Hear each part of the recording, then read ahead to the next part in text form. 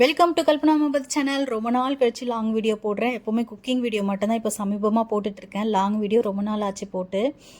நான் இன்றைக்கி எங்கே போயிட்டுருக்கேன்னு பார்த்தீங்கன்னா, எனக்கு ரொம்ப ரொம்ப பிடிச்ச இடத்துக்கு போயிட்டுருக்கேன். எந்த இடம்னு பார்த்தீங்கன்னா, திருவண்ணாமலையும் மேல்மலையனூரும். கிட்டத்தட்ட 2 வருஷம் ஆகுதுங்க இந்த 2 கோவிலும் போயிட்டு.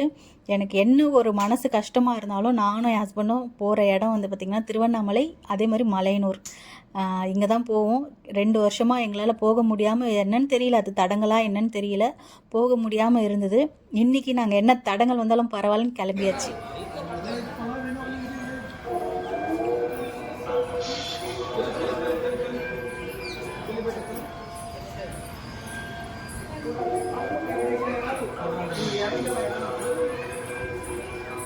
நான் காலையில் வீட்டில் இருந்து ஒரு 3-3:30 மணி இருக்கும். அந்த நேரத்தில் கிளம்பி நாங்கள் வந்து எத்தனை மணிக்கு வந்து சேர்ந்தோம்லாம் நான் டைமிங் பார்க்கல.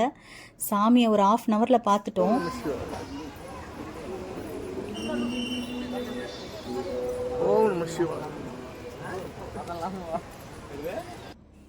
ஒரு 1/2 ஹவரில் பார்த்துட்டு அதுக்கப்புறமேல்பட்டு சரி கோவிலை சுற்றி பார்ப்போம் எப்போவுமே. ஆனால் எனக்கு இந்த வாட்டி கோவிலை பெருசாக சுற்றி பார்க்க முடியாத மாதிரி இருந்தது. ஏன்னா அங்கங்கே லாக் பண்ணி வச்சுருந்தாங்க. அது என்னென்னு ரீசன்லாம் எனக்கு தெரியல. பெருசாக கோவிலை சுற்றி பார்க்க முடியல. அங்கங்கே ஒரு இதுக்கும் வந்துட்டு கேட் போட்ட மாதிரி இருந்தது. அதுக்கப்புறம் திருவண்ணாமலையில் சாமியை நல்லபடியாக பார்த்துட்டு அங்கேருந்து கிளம்பி மேல்மலைன்னு கிளம்பிகிட்ருக்கோங்க.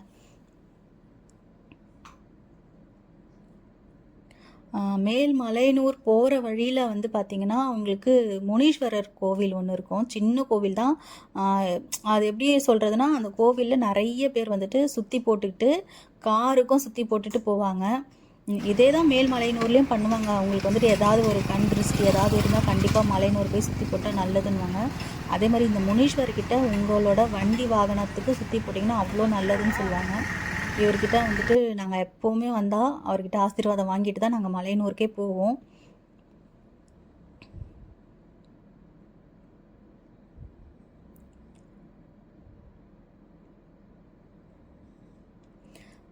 ஐயாவையும் கும்பிட்டுட்டு அங்கேருந்து நாங்கள் மேல்மலையனூருக்கு கிளம்பியாச்சுங்க.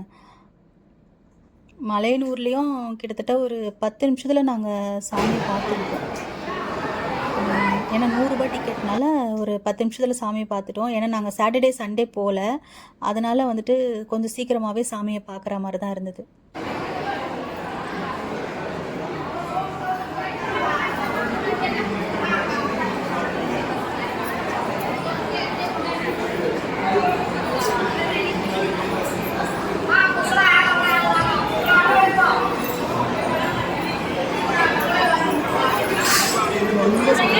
அங்கேருந்து கிளம்பியாச்சு.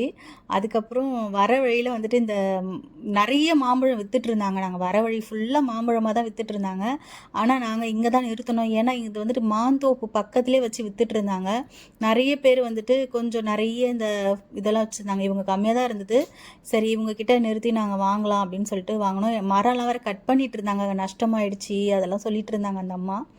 அதுக்கப்புறம் அவங்கக்கிட்ட வந்துட்டு ஒரு சில இது காயாக இருந்தாலும் 4 நாளில் பழுத்துரும், நீங்கள் இத்தனைக்கும் பழுக்கிறதுக்கு மருந்தெல்லாம் நாங்கள் போட மாட்டோம் அப்படிலாம் சொல்லிட்டு இருந்தாங்க. சரி அதுக்கப்புறம் அவங்கக்கிட்ட மாம்பழம் ஒரு சில மட்டும் வாங்கிட்டு அப்படியே அங்கேருந்து கிளம்பிட்டோம்.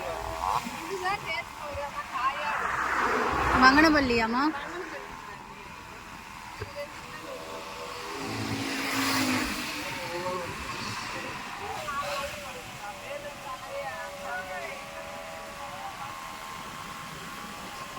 இது எல்லாமே இந்த தோட்டத்து காயா?